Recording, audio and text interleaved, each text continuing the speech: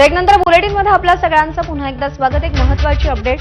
मंत्री प्रताप सरनाईक यांनी राष्ट्रवादीचे नेते शरद पवार यांची भेट घेतली आहे। दिवाळीनिमित्त शुभेच्छा देण्यासाठी आलो असल्याचं सरनाईक यांनी सांगितलंय।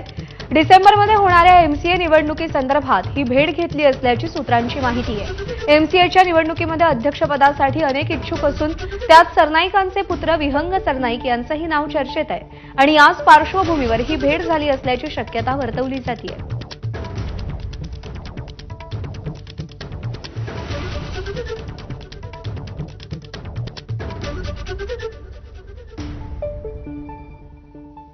तर एमसीए निवडणुकीसंदर्भात ही भेट घेतल्याची माहिती सूत्रांनी दिली आहे। मंत्री प्रताप सरनाईक आणि शरद पवार यांच्यामध्ये भेट झालेली आहे। दिवाळीनिमित्त भेट घेण्यासाठी आलो असं प्रताप सरनाईक यांनी जरी सांगितलं असलं तरी एमसीएच्या निवडणुकांसंदर्भात ही भेट झाली असल्याची माहिती आहे, कारण यंदा या निवडणुकीमध्ये प्रताप सरनाईक यांचे पुत्र विहंग सरनाईक हे सुद्धा सहभागी होणार आहेत आणि त्याच पार्श्वभूमीवर ही भेट झाली असावी अशी चर्चा सध्या राजकीय वर्तुळामध्ये रंगतीये।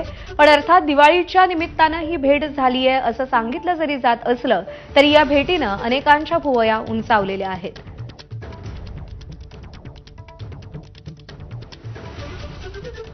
एमसीएच्या निवडणुकांमध्ये शरद पवारांचा रोल हा अत्यंत महत्त्वाचा असतो, त्यांची भूमिका अत्यंत महत्त्वाची असते आणि त्याच पार्श्वभूमीवरती ही भेट झाली असावी अशी शक्यता वर्तवली जाते।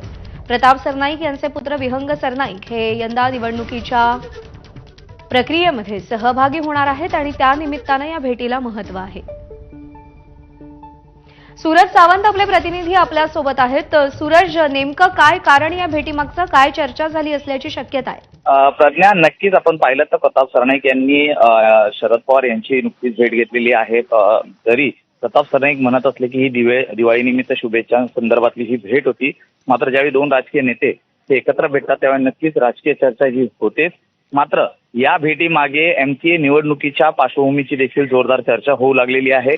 एमसीए मध्ये एका सदस्याला जर 9 वर्ष पूर्ण झाली त्यानंतर त्या सदस्याला कार्यकारी मंडळात राहता येत नाहीये आणि नुकतीच अजिंक्य नाईक यांना देखील पूर्ण झालेली आहे। त्यामुळे अध्यक्षपदासाठीची ही मोर्चेबांधणी सुरू आहे का चर्चा बरोबर आहे आणि त्यामुळे आता या शिष्टाईमधून नेमकं काय साध्य होतं याकडे लक्ष असेल। सूरज, धन्यवाद दिलेल्या माहितीसाठी।